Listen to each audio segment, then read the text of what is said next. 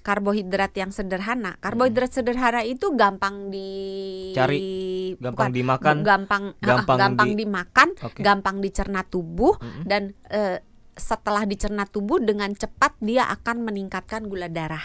Karena dia langsung diserap. Yap. Gula di dalam darah itu langsung naik. Satset pokoknya. Satset lah. Oke. Makanya orang kalau udah lapar banget, kayak misalnya bulan puasa, kan sukanya minumnya sirup gitu kan. Oh, karena itu teh manis, karena dia cepet naikin. karena itu karbo sederhana. Cepet ngilangin lapar, cepet naikin gula darah Yap. gitu. Tapi di satu sisi ada positifnya, ada negatifnya.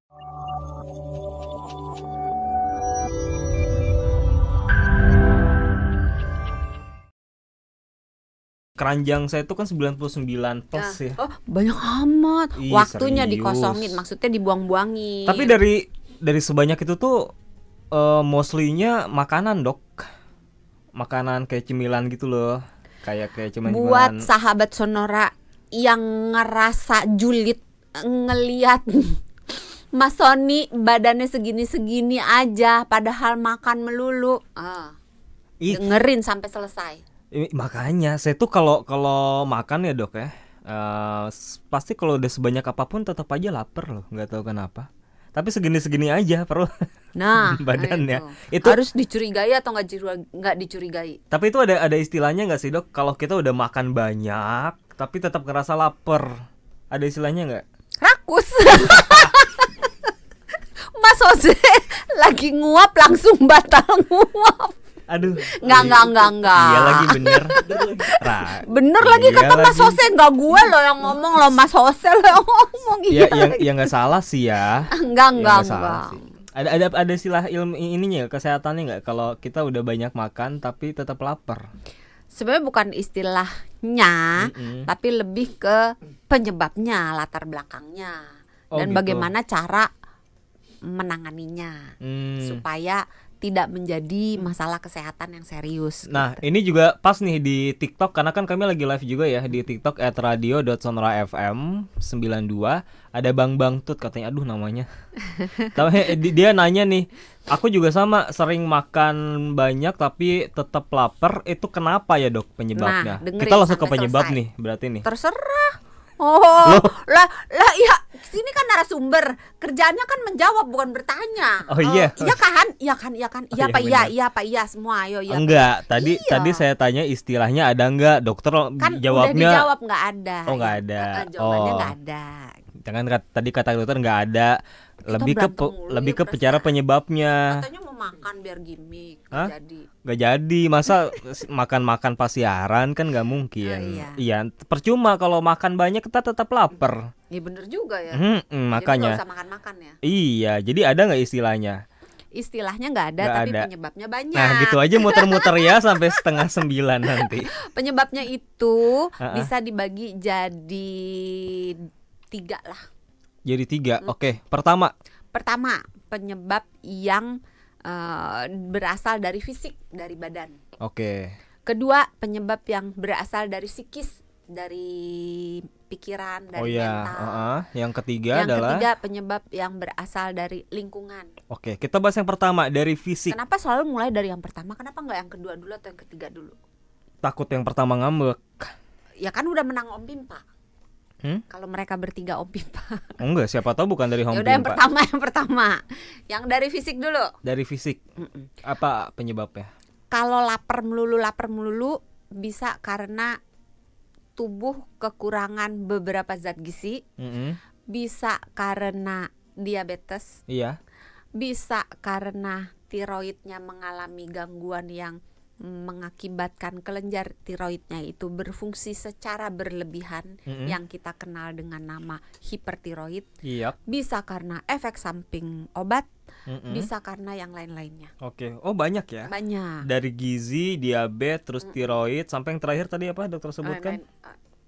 Nah, efek lupa kan?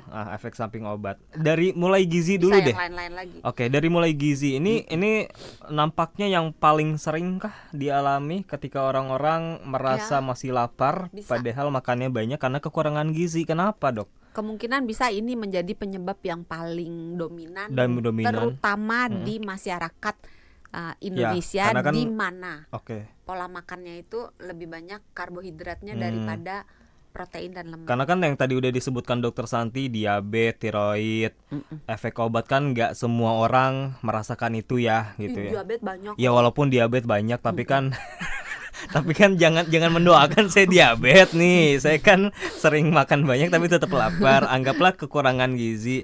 Kenapa dari pola makan yang berantakan, akhirnya gizinya kurang, akhirnya bisa menyebabkan itu? Karena gini, kalau misalnya kita makan protein yang cukup, ada hormon yang keluar ketika kita makan protein dan lemak. Itu hormon yang menyebabkan kita rasa kenyang, puas. Gitu. Oh, puas. Bukan kenyang. Kalau Beda. kenyang beda. Oh, kalau hormon kenyang itu biasanya keluar kaitannya dengan kalau kita udah ngunyah selama dari mulai suapan pertama nih sampai hormon kenyang keluar itu biasanya 20 menit. Oh, kalau puas itu baru sebatas enak rasanya terus masuk kerongkongan, masuk tenggorokan. Bukan. Oh, bukan. Jadi kalau kita ngunyah pertama kali sampai 20 menit kemudian, jadi kalau kita makannya cepet, hormon kenyangnya susah keluar karena belum waktunya gitu keluar. Oh iya. Jadi setelah kita 20 menit kita makan, biasanya hormon kenyang itu dikeluarkan. Jadi diperintahkan otak untuk dikeluarkan supaya orangnya berhenti makan, supaya nggak berlebihan. Oke, kalau yang hormon puas ini keluarnya ketika kalau kita makan protein dan lemak. Oh, hanya protein dan lemak. Okay. Tapi dua-duanya akan menyebabkan orang berhenti makan. Oh, hormon satu karena kenyang, satu karena puas. Oh gitu ya. Itulah sebabnya kalau misalnya kita pergi makan steak misalnya ya, iya. Kan kita nggak pernah bisa makan steak sampai misalnya 3 porsi gitu. Beda sama kalau nasi goreng gitu kan. Masih bisa kita nambah nasi, nambah roti gitu kan. Tapi kalau daging itu agak susah. Saya tuh paling cepat puas ini Dok, makan seafood. Kalau dibayarin. Iya kan seafood protein dan ada lemak baiknya. Pantes ya. Iya. Ada protein, ada lemak baik, makanya cepet puas. Rasanya kan langsung puas dibandingkan dengan misalnya makan nasi goreng yang telurnya kecil kan, abang-abang gitu. Ya. Walaupun porsinya nggak banyak ya, tapi tetap aja udah habis makan seafood gitu. Terus enak pengen. gitu kan? Iya, jadi nggak pengen menghilangkan rasa enak gitu di mulut. Kadang kan kalau makan yang lain jadi hilang kan rasa gitu ya. seafoodnya. Iya, itu hormon itu yang menyebabkan pokoknya intinya, berhenti makan. Gitu. Intinya berhenti makan aja ya, bukan karena kenyang ya. Oke, kalau kita makan protein sama lemak. Tapi kalau misalnya kita makan dominannya di karbohidrat, apalagi kalau karbohidrat sederhana itu karbohidrat yang gampang dicerna. Jadi biasanya makanan-makanan yang dibuat dari tepung, misalnya roti, donat gitu. Mie kan tepung ya. Terus lebih cepat lagi kalau bentuknya cair, bukan yang solid, bukan yang padat. Kayak seperti gula, kental manis, gitu kan, sirup. Oke. Pokoknya segala macam yang manis-manis ya, yang terbuat dari gula Jawa, madu. Aduh, makasih loh. Manis, saya disebut. Baru tahu loh kalau misalnya mesti dibalik nih kameranya. Kalau misalnya Mas Sony ini manis, ada yang bilang manis nggak selain Mbak yang satu itu? Nggak ada ya? Nggak ada tahu yang bilang Mas Sony manis. Kita nggak usah bahas yang ke yang lain ya. Oh ya jangan. Tadi nyampe mana, nyampe sirup. Kalau misalnya dia karbohidrat yang sederhana, itu rasa lapar akan makin cepat muncul, dan ini ada ceritanya. Cukup nggak waktunya nih? Cukup banget. Jadi misalnya kalau kita makan karbohidrat yang sederhana, karbohidrat sederhana itu gampang dicari, gampang dimakan, gampang dicerna tubuh, dan setelah dicerna tubuh dengan cepat dia akan meningkatkan gula darah, karena dia langsung diserap. Gula di dalam darah itu langsung naik. Satset pokoknya. Satset lah. Makanya orang kalau udah lapar banget, kayak misalnya bulan puasa, kan sukanya minumnya sirup gitu kan. Oh, karena itu teh manis, karena dia cepet naikin. Karena itu karbo sederhana. Cepet ngilangin lapar, cepet naikin gula darah gitu. Tapi di satu sisi ada positifnya ada negatifnya. Nah negatifnya kalau kita sering makan yang manis-manis dalam kehidupan sehari-hari di mana kita nggak puasa gitu ya, di mana kita nggak dibutuhkan, maka kenaikan gula darah yang mendadak melonjak itu akan membuat tubuh kelabakan. Wih, gula naik nih gitu kan. Cepet turunkan, karena gula yang terlalu banyak di dalam darah kan tidak baik. Sehingga tubuh akan memberi respon dengan mengeluarkan insulin. Ayo insulin dikeluarkan banyak-banyak, karena insulin kan gunanya untuk menurunkan gula darah kan. Maka insulin akan keluar banyak untuk nurunin si gula yang banyak itu di dalam darah. Nah, karena insulinnya dikeluarkannya banyak, kenapa banyak? Karena gulanya juga banyak, maka gula darah yang tadinya melonjak akan cepat turun. Karena kan insulinnya yang dikerahkan banyak.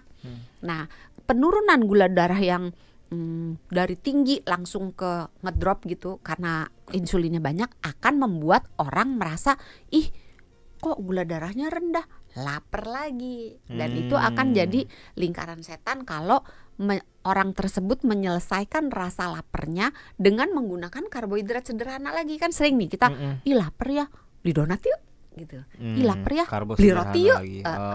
Apalagi rotinya yang nggak ada proteinnya. Jadi roti itu kan ada yang isinya misalnya daging gitu kan, tapi ada juga yang isinya selai coklat, selai nanas, selai stroberi. Nah itu kan termasuk dalam golongan yang karbohidrat yang sederhana. Berarti sekalipun misalkan ya kita gizinya sebenarnya cukup, tapi kalau dalam satu waktu kita makan dalam satu porsinya itu tidak ada lemak, tidak ada protein segala macam, ya sama aja tetap akan menimbulkan lapar lagi. Lebih cepat lapar. Sekalipun gizinya udah terpenuhi ya. Tapi kalau kita makan kalau nggak satu makan porsi, protein gimana bisa gizinya terpenuhi? Oh iya benar juga sih. Kalimatnya nggak tepat ya.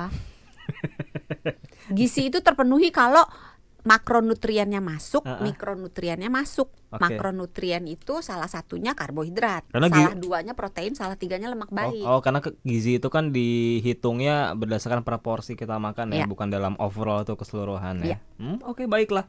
Ini dari yang fisik ya, yang dominan adalah gizi. Tadi juga sebenarnya udah menjawab ya, ada bahasan tentang gula. Ke diabetes itu kan makanya kenapa nyambung juga gitu ya. Nah kita akan bahas tadi yang aspek kedua tuh apa, tadi kan fisik ya. Terus yang kedua adalah sebenarnya kalau yang nutrisi ada beberapa juga yang membuat orang tuh kayak ngidam terhadap sesuatu gitu. Kayak misalnya kalau orang ngidam pengen makan es misalnya, es batu gitu ya, nggak pakai apa-apa, es batu doang. Itu biasanya dia kekurangan zat besi. Ini nggak pasti ya. Ada kecenderungan orang tersebut kekurangan zat besi. Jadi kekurangan zat tertentu itu bisa membuat keinginan untuk makan sesuatu juga meningkat gitu. Jadi spesifik.